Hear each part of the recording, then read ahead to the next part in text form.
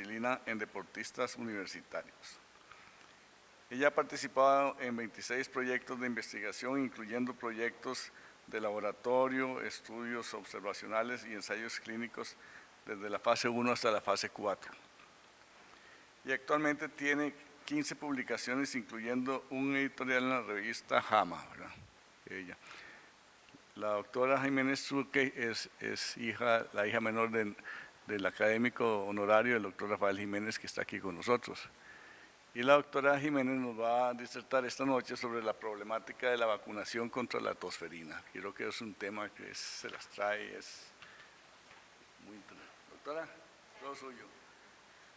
Muchas gracias. Bueno, buenas noches. Gracias por estar aquí, por invitarme. Es un gran honor estar aquí. Vengo más que todo a contarles una historia. Voy a tratar de que sea lo más amena posible y dejar un rato al final para preguntas, comentarios, discusión, que es parte de lo bonito de estas charlas. Y les vengo a presentar sobre la problemática de la vacunación con tosferina y contarles un poco la historia de esto. Y parte de por qué tosferina, yo llegué a Vanderbilt en el 2007 y estaba en el laboratorio. Uno de los coordinadores de uno de los estudios llegó a usar la cámara de flujo laminar del laboratorio y entonces le pregunté que qué estaba haciendo, de qué era el estudio y me dijo que de bordetela. Y yo, ¿cómo? Pero todavía existe eso, pero si esto, tenemos una vacuna, ya esto no existe, esto es historia pasada. ¿Y por qué están gastando su tiempo en Vanderbilt en estudiar bordetella pertussis? Y es que, ¿qué pasó? Que yo crecí toda mi vida oyendo historias de Estelita, que es la niña de la figura, que es era la hija de mis bisabuelos. Y siempre oí que mi papá decía que las 3 niñas de mis bisabuelos habían muerto de tosferina. Y la que murió de mayor edad fue Estelita, las otras murieron cuando eran bebés y pues cuentan que, mi papá cuenta que su abuelito lloraba mucho al recordar a Estelita porque ya era mayorcita cuando murió de tosferina. Entonces para mí esto era como que historia ancestral, ¿verdad? Como que ya esto no importaba. Y entonces repasemos un poco qué es la tosferina. Es una enfermedad, una infección respiratoria en que da una tos paroxística de muy larga duración y en su peor fase la tos tiene un silbido al inspirar que suena como un whoop, entonces se llama whooping cough en inglés. Es una enfermedad que puede dar en cualquier persona de cualquier edad, pero tiende a ser más severa en bebés y en niños pequeños y por lo tanto la historia de ¿qué serían? Mis tías abuelas, que murieron de tosferina. La enfermedad fue descrita en 1500 aproximadamente, incluso había escritos más viejos de Inglaterra y el Reino Unido que mencionaban una tos de muy larga duración y muertes en niños, pero fue descrita ya más en forma en 1578 y luego al principio de los 1900 se logró decir que bordetella pertussis era el microorganismo causante, claro, antes tenía otro nombre, era el microorganismo causante de esta infección respiratoria y en 1906 se pudo cultivar el microorganismo.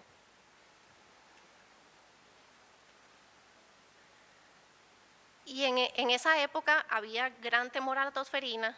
En Estados Unidos se ponían estos mensajes, estos rótulos en las casas diciendo que había tosferina, que estaban todos en cuarentena, nadie salía, nadie entraba para tratar de proteger a sus niños y evitar el contagio de otras personas.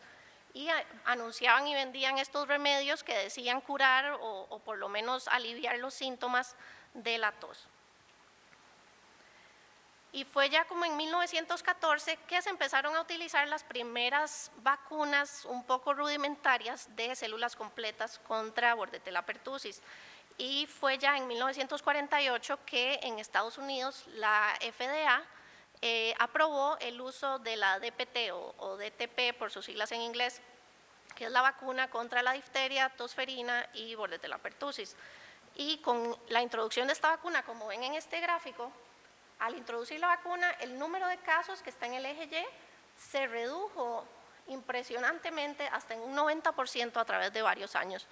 Y esto fue magnífico, la gente estaba muy contenta, pero ¿qué pasó? Esta vacuna de células completas era muy reactogénica. Una de cada 2 a 10 dosis causaba enrojecimiento, hinchazón, fiebre. Después, aproximadamente un 1% tenían convulsiones febriles, que ya era algo más serio, más severo, y los padres se asustaban mucho al ver a sus niños así. Y llanto persistente, ¿verdad? Que los niños lloraban por horas y no había cómo calmarlos. Y pues un 1% aproximadamente es un número bastante alto para un efecto adverso de una vacuna. Y todavía un poco más raro, aproximadamente 1 o un poco menos de 1 por cada 1.000 a 2.000 dosis de la vacuna, dan estos episodios de hipotonía e hiporreactividad, como el que se muestra en esta figura, en que el bebé simplemente estaba flácido, no reaccionaba. Imagínense tener un bebé y que le pase esto, ¿verdad? Es de pánico. Entonces, ¿verdad? La gente ya le estaba como que agarrando miedo a esta vacuna, y entonces empezó a tratar de buscar otra alternativa. Y en 1996 la FDA en Estados Unidos aprobó el uso de la vacuna de pertussis acelular. Seguía siendo mezclada con difteria y tétano, pero ahora el componente, en lugar de pertussis, en lugar de ser de células completas, era acelular, era sintetizado con los antígenos de la bacteria que se creían que eran más inmunogénicos. Con la introducción de esta vacuna celular, estos efectos adversos más severos, las convulsiones febriles, se redujeron en casi un 80%, y los episodios de hipotonía e hiporreactividad se redujeron en aproximadamente un 60%. Y esto se ve en estas figuras. A la izquierda están los episodios de convulsiones febriles, y a la derecha los episodios de hipotonía e hiporreactividad en los años antes de la introducción de la vacuna celular, antes del 96 y después de la introducción, y se ve que en ambos hay una reducción en el número de casos reportados de estos efectos adversos. Sin embargo, ¿qué pasó? Después de la introducción de esta vacuna, empezó a haber en Estados Unidos y en otros países que la introdujeron un aumento en el número de casos. Esto, lástima que se ve tan pequeñito, pero esto es empieza en el 90, aquí es el 95, y empieza a haber un aumento en el número de casos, y que se muestra también en el gráfico grande, pero claro, esto es un aumento. Y entonces, ¿qué estaba pasando? Creíamos que teníamos una vacuna que en los primeros estudios, comparando la vacuna celular con la vacuna de células completas, mostraba ser igual de efectiva, igual de inmunogénica, menos reactiva, ¿verdad? Era una vacuna que todos pensaban que era mejor, y pues ¿qué pasó? No se sabe. Con todo y los programas de vacunación exitosos, había muy alta cobertura, incluso de 90-95% en Estados Unidos. No se ha podido erradicar la tosferina en ningún lugar del mundo. Y Bordetella pertussis continúa infectando a personas tanto vacunadas como no vacunadas, y de las enfermedades prevenibles por vacunación es de las peores controladas en todo el mundo, lo cual es preocupante. Según la Organización Mundial de la Salud, reportó que en el año 2008 hubo aproximadamente 16 millones de casos, y la gran mayoría, un 95%, fueron en países en desarrollo, y casi 200.000 niños murieron solo en ese año de tosferina. Y en Estados Unidos, en el 2012, tuvieron su número de casos más alto desde poco después de la introducción de la vacuna de células completas, lo cual fue algo bastante alarmante. En Australia, introdujeron la vacuna acelular en el 98, y entonces unos investigadores australianos decidieron tomar a todos los niños de esa región que habían nacido en ese año, en el 98, el año en que se introdujo la vacuna acelular, porque los niños nacidos en ese año podían haber recibido su esquema primario de vacunación completamente con la vacuna de células completas, o completamente con la vacuna celular, o una mezcla de los dos esquemas. Entonces, estos investigadores hicieron un estudio retrospectivo viendo toda la incidencia de tosferina en estos niños, y vieron que la incidencia, los casos reportados en los niños que recibieron la vacuna de células completas, que es denotada por DTWP, que recibieron todo su esquema con esta vacuna, solamente tuvieron una menor incidencia de tosferina que los niños que recibieron puramente un esquema primario con la vacuna acelular, que es la DTaP. Y los niños que tuvieron la primera dosis a los 2 meses de la vacuna de células completas y luego continuaron el esquema con la vacuna acelular, tuvieron incluso menor incidencia que los que recibieron vacuna acelular solamente, pero un poco mayor que los que recibieron de células completas. Entonces aquí como que se empieza a ver como que algo anda mal con la vacuna celular. En Costa Rica se ve algo similar. Se introduce la vacuna en 1950, la DTP, y reducen el número de casos. ¿Y qué pasa? Que a partir del 2000 aproximadamente empiezan a incrementar los casos nuevamente de tosferina. Entonces han surgido varias teorías de por qué es que está sucediendo este resurgimiento de la tosferina, si era algo que ya creíamos tener bajo control, aunque sea moderadamente. Y la primera idea fue la más lógica que hubiera sido. Se pasó del diagnóstico por cultivo al diagnóstico por PCR, mayor sensibilidad, pues mayor detección de casos. También ya empezaron a ver que podía haber un problema con la vacuna celular que fuera menos inmunogénica que la de células completas. También más recientemente se ha demostrado que hay una polarización de la respuesta inmune causada por la vacuna acelular, a diferencia de la respuesta contra la vacuna de células completas, así como de una infección natural de Bordetella pertussis. Y también las bacterias y los virus, que siempre son más inteligentes que nosotros y nos llevan la delantera, mutan y están mutando. Se ha comprobado que Bordetella pertussis ha mutado para tratar de evadir la vacuna y poder seguir propagándose entre los seres humanos. Entonces veamos un poco más detalladamente estas teorías. El cultivo es el estándar de oro, siempre va a ser necesario seguirlo haciendo, tanto para detectar la susceptibilidad a los antibióticos del patógeno y seguirla a través del tiempo, así como para seguir la evolución del patógeno, que ha sido importante para detectar estas mutaciones que han ocurrido. Sin embargo, se introdujo el PCR y el PCR en tiempo real, que tienen mayor sensibilidad, es más fácil hacerlos y se pueden detectar por mayor tiempo, mientras que el cultivo es posible solo en las primeras 3 semanas de la infección. Pero, entonces, ¿por qué, verdad? No hay un aumento en el número de casos por la detección de PCR o PCR en tiempo real. La OMS ha visto la tosferina en varios países y aún tomando en cuenta el aumento en el número de casos detectados, dado la mayor sensibilidad del PCR y el PCR en tiempo real, esto no es suficiente para explicar el aumento en el número de casos. El aumento en los casos ha sido todavía mayor que el aumento dado a una mayor sensibilidad en el diagnóstico. Esta figura del Reino Unido en el 2006, en el 2005, perdón, se dio la transición a la vacuna acelular. En el 2006 se dio el uso más extendido del PCR y la serología para diagnosticar tosferina, pero vean que solo esta línea anaranjada tiene un leve aumento después del diagnóstico con PCR y el gran pico en incidencia se da mucho tiempo después. Es decir, el diagnóstico más sensible no nos explica este aumento en los casos de tosferina. Luego que la vacuna acelular es menos inmunogénica. Como ya les había mencionado en el estudio en Australia, que se vio que había más incidencia de tosferina en los niños que recibieron vacuna celular comparado con los que recibieron la vacuna de células completas, se empezó a ver poco después de la introducción de esta vacuna que había más casos en adolescentes, que antes casi no se veía tosferina en adolescentes.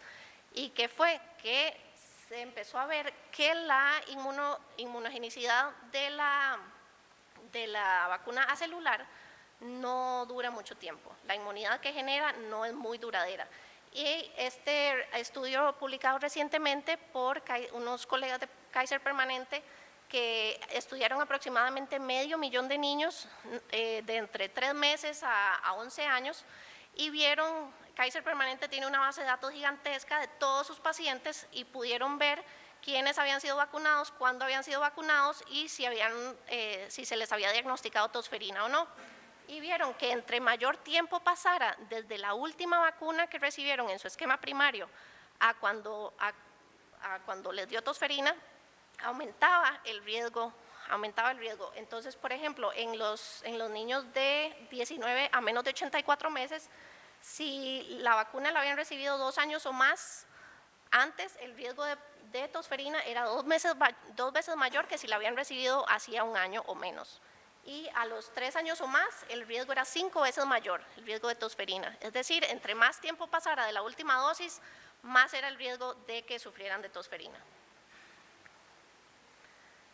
Y unos investigadores de la FDA lograron hace no mucho tiempo un modelo de pertusis de tosferina en babuinos.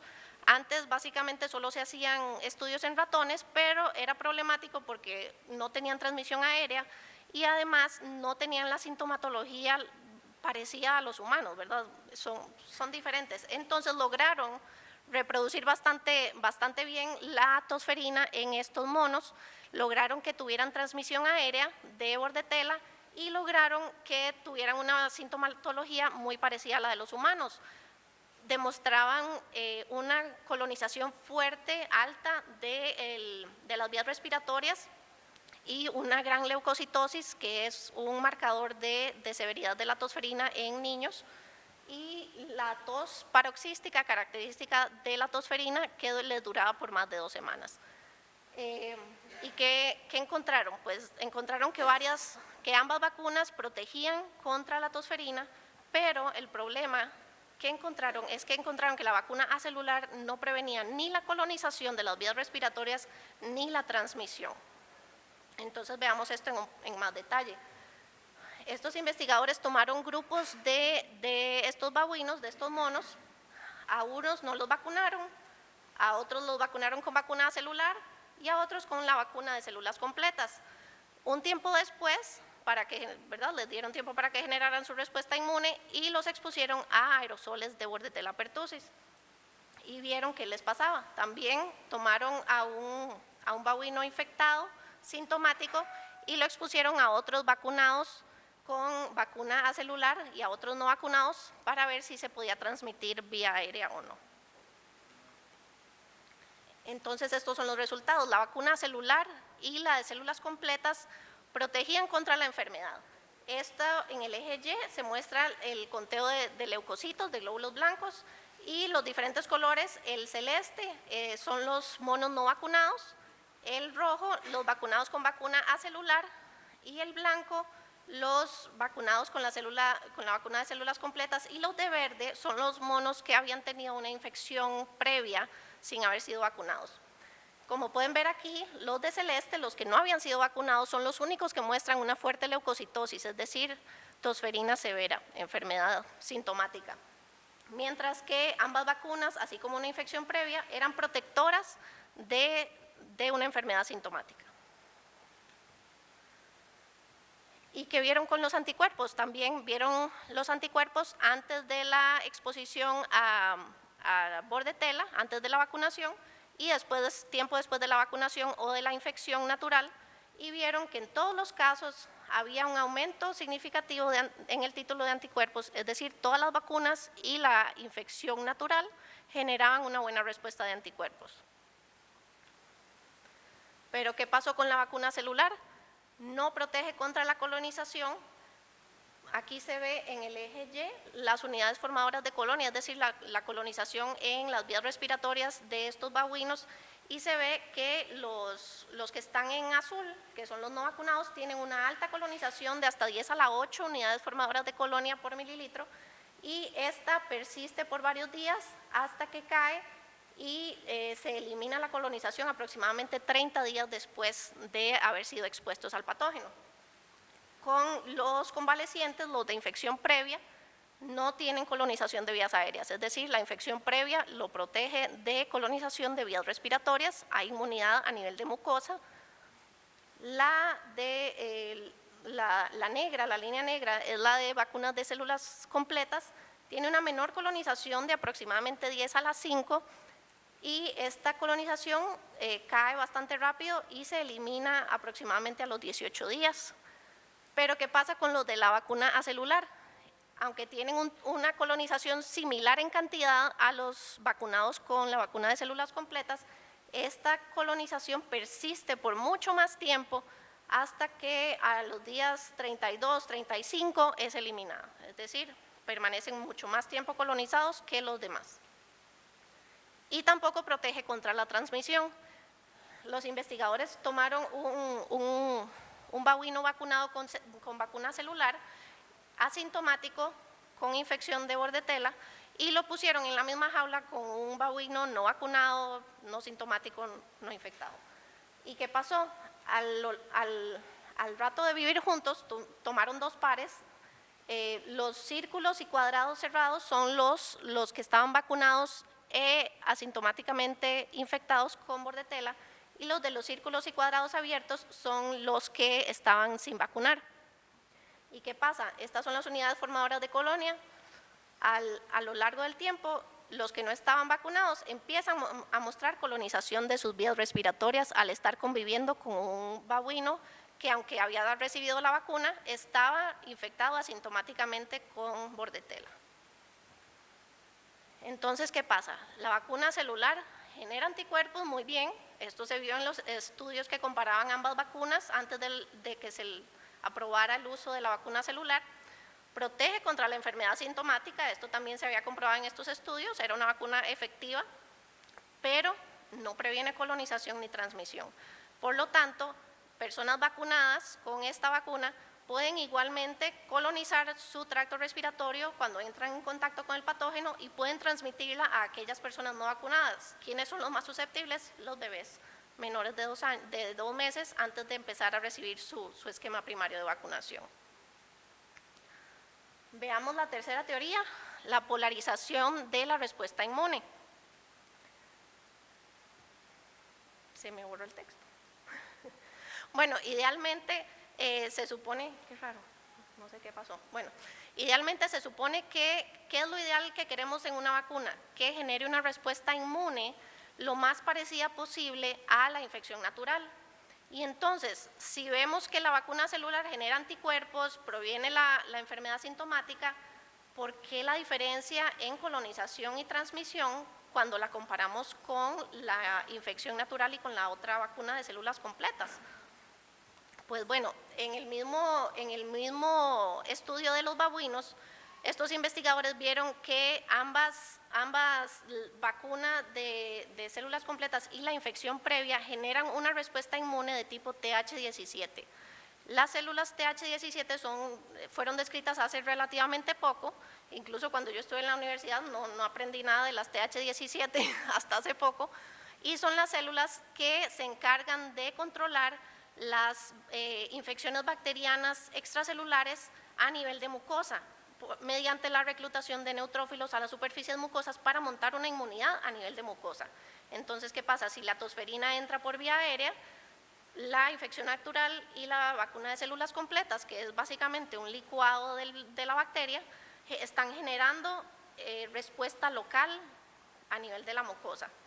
Entonces vieron que los babuinos que tenían infección previa tenían una respuesta de interleuquina 17, que es la interleuquina característica de la respuesta TH17, mientras que los de vacuna acelular tenían una respuesta prácticamente inexistente de TH17, y los de células completas tenían una cierta respuesta significativamente mayor a los no vacunados, pero en mucho menor grado que los de infección previa.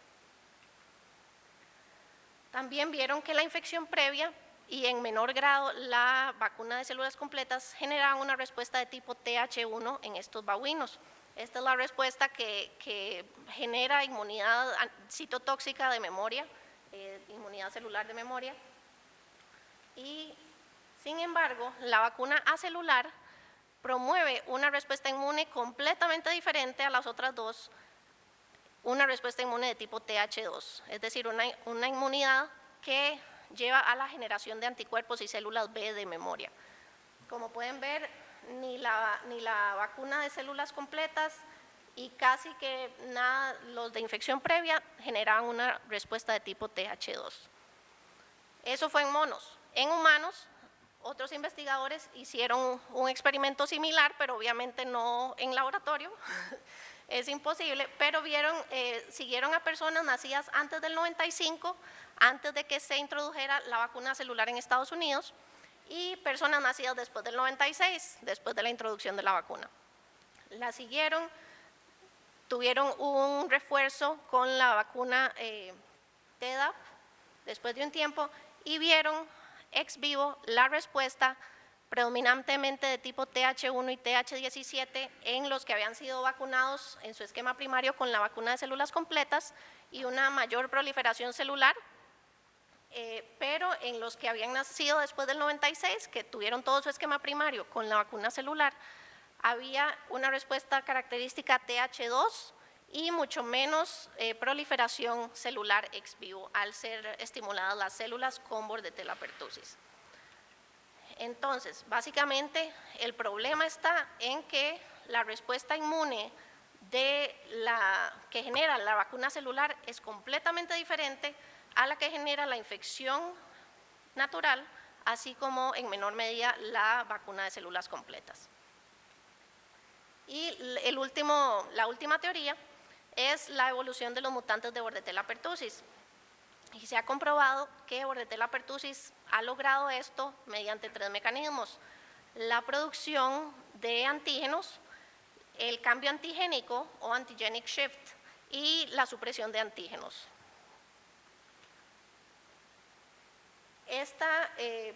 Se ha demostrado que bordetella produce en exceso la toxina pertussis, que es la toxina predominante de esta bacteria y la responsable de la mayor sintomatología que causa esta enfermedad. Y se han descrito estas cepas con el gen PTXP3, que es el promotor de la toxina pertussis, que entonces se activa y causa que se sobreproduzca esta proteína. Y estas cepas están asociadas a mayor virulencia, mayor número de hospitalizaciones y mayor mortalidad. Aquí en este gráfico se ve, estos son datos de unos investigadores holandeses, en que se ve a lo largo del tiempo, lo que no hice, me devolví. Ahí estamos.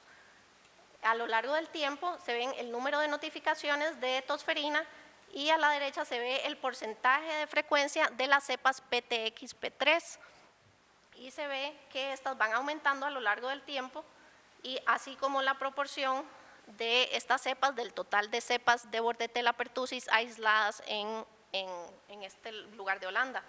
Y también se ve en la parte de abajo la distribución etaria de todas las cepas PTXP3. Se ve que antes eran predominantemente en menores de 1 año, que es la barra negra, y después se va distribuyendo mucho más en los diferentes grupos etarios. Es decir, la epidemiología de bordetella pertussis está cambiando, las cepas están cambiando y sobreproduciendo esta toxina que está asociada con mayor virulencia. Además, se ha visto cambio antigénico. Como les había explicado, la vacuna de células completas es básicamente un licuado de la bacteria, entonces ahí va de todo lo que la bacteria tiene. Mientras que la vacuna celular tiene 3 o 4 antígenos específicos que se creyeron que eran los más importantes para estimular la respuesta inmune. Entonces, ¿qué ha pasado? Que a través del tiempo estos antígenos han cambiado. Incluso los antígenos que forman parte de la vacuna han cambiado por otros completamente diferentes, y entonces ¿qué pasa? Que si montamos una respuesta inmune contra el antígeno A, B y C, y el patógeno naturalmente tiene A1, B1, C1, pues cuando nos topemos a este patógeno nuevo, nuestra respuesta inmune no va a reconocer bien a ese patógeno y obviamente no nos va a proteger lo suficiente.